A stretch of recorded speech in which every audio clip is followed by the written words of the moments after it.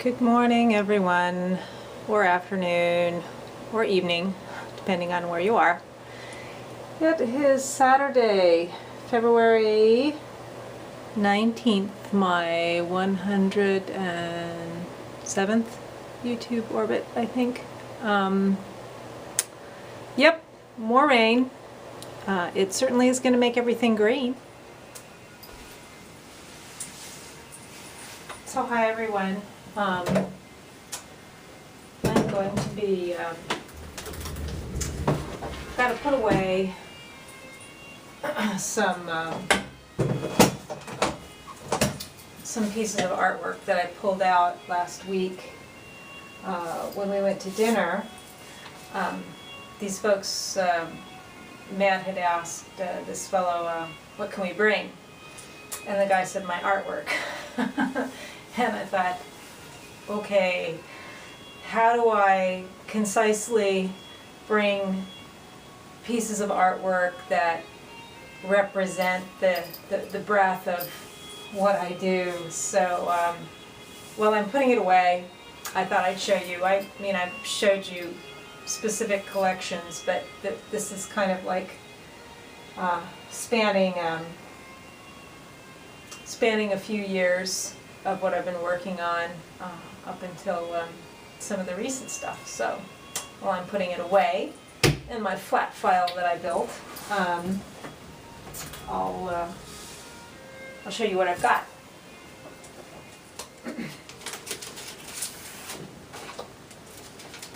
All right, so these are the gelatin silver prints. I use a close-up filter with my Holga, which is the plastic camera, and that's what I did with these, because you can't get this close just with the camera itself. It won't focus this close. Those are some, I think those were watermelon radishes. So that was that one, and then I got even closer on this one. I just love the form. And I love how the form of vegetables often mimics that of human bodies. This was at the De Young over in San Francisco at their cafe. This is also with the Holga.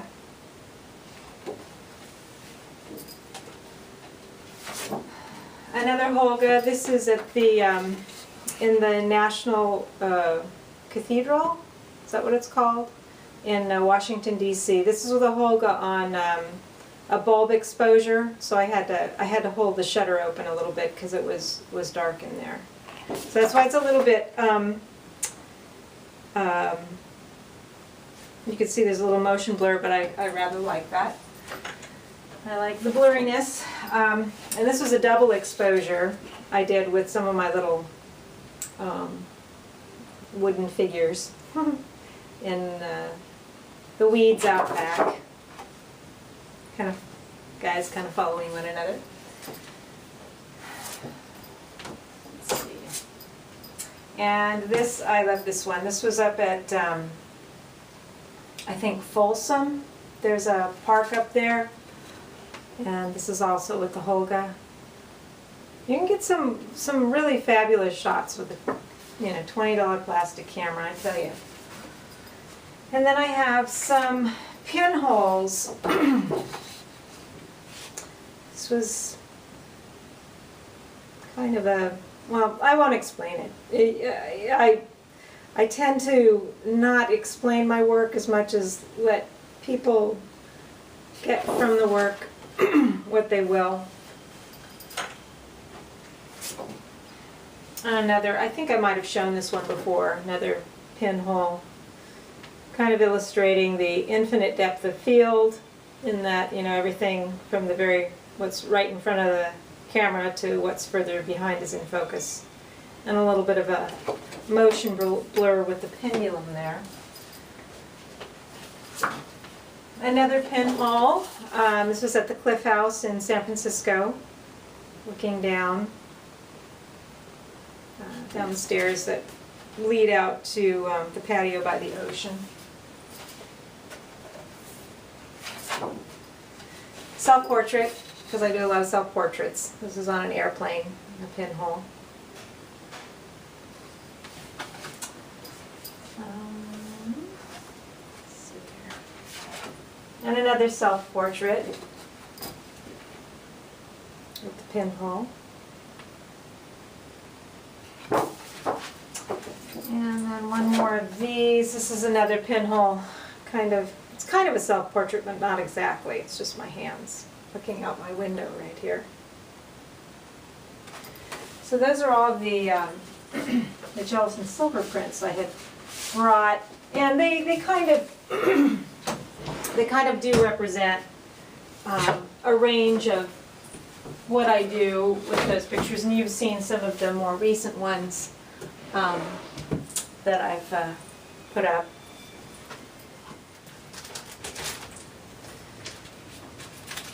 I won't go through. I did take a number of these color pinholes, but I've shown all those before, so I'm not gonna go over them too much. But you know, you've seen these. I've gone over these before, so I wanted to get those in there to show, because it's kind of the range of what I do. These are all Etsy stuff, and I've shown you the book. Okay, so I did bring a couple of the cloth, the Mudra flags that I've done, which are on, these are on Etsy, actually. I'm still toying with ideas about those, and then I had some of the other cloth ones that I did that I brought along. Just these are actually kind of testers. Let's see here, and then the rest of these, I believe this one is on Etsy. That's over at Seal Rock. Actually, keep those to the side like that.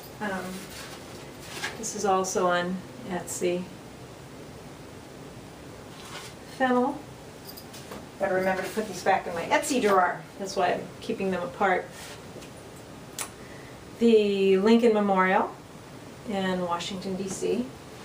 I'm going to go ahead and stick all of these in my Etsy drawer here.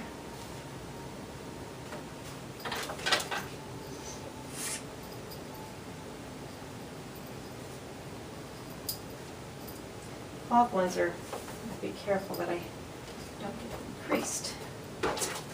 So all those go in there. And then the rest of these are just different cyanotypes that I've done. This is the Botanical Building in San Diego at Balboa Park. And this was another kind of little tester that I did. This is a direct contact print of some negatives. That's the size of the negatives. And I'm using the masks that I made of my grandmother and great-grandmother. I like that series. I still need to play with it. This was a negative that I enlarged from another. I do these, I overlap frames on the Holga to create sort of a panorama. And then with this one I decided I was going to lay some light bulbs on top of it just to see how it would look. I rather like it. This is an older, this is from a Polaroid goop scan that I made into a negative. I really like this one. This is, it's very symbolic for me, with the pomegranate held in front of the belly and all that. I like that one very much. This one is also, this is my grandmother's face in front of me, my grandmother in me. I call this this series like my grandmothers or my ancestors in me.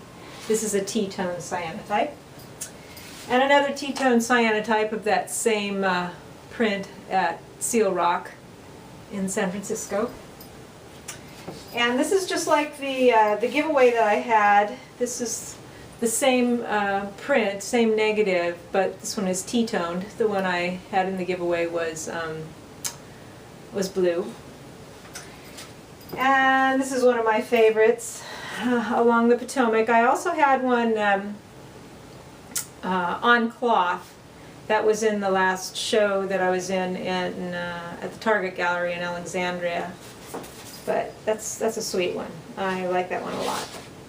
And this is the Washington Monument, a pinhole image. You can, I don't know how well this is showing up, but there is some blur from the flags and whatnot. So that's it. That is the body of work that I showed to my friends the other day. It was interesting, you know. People's reaction is usually pretty positive.